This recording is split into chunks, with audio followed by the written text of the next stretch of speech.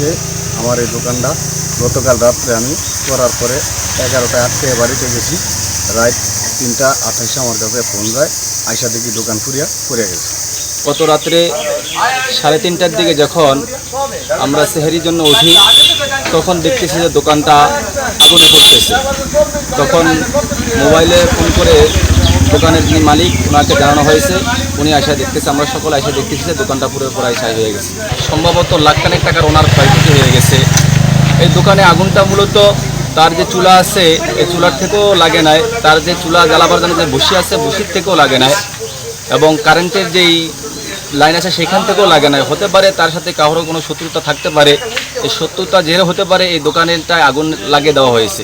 আমি প্রশাসনের প্রতি দৃষ্টি আকর্ষণ করে বলবো যে তারা যেন এগুলো যেন ভালোভাবে তদন্ত করে যেন এগুলো যেন দৃষ্টান্তমূলক যেন শাস্তি দেওয়া হয়। যেন এটা যদি কোনো কারেন্টের লাগতো অথবা অন্য কোনো মাধ্যম লাগতো তাহলে বোঝা যেত আস্তে আস্তে জ্বলতো, কিন্তু এখানে কারেন্টের লাইনও ছিল না, এখানে গ্যাসের লাইনও ছিল না, অথবা চুলার কোনো লাইনও ছিল না।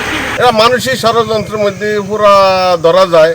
ওই যে আগুন লাগে দেয়, লাগিয়ে গেছে কিংবা বুসির তন লাগবে, এটি এলাকা মনে হয় যে এটি বেশি সঠিক না, কিন্তু মানুষে ষড়যন্ত্র করি এটা দোকানটি পরে এটি আমার তো মনে হয় যে সঠিক হইব। এটা তদন্ত করাটা উচিত।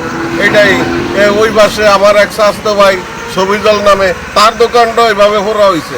কেন ভরে, কি কারণে ভরে, কারা, এরা কি উদ্দেশ্য ভরে, একটু যদি সবাই তদন্ত করে যদি দেখতেন, আপনাকে মাধ্যমে সবাই যদি জানতো জিনিসটা, তাহলে খুব ভালো হইতো।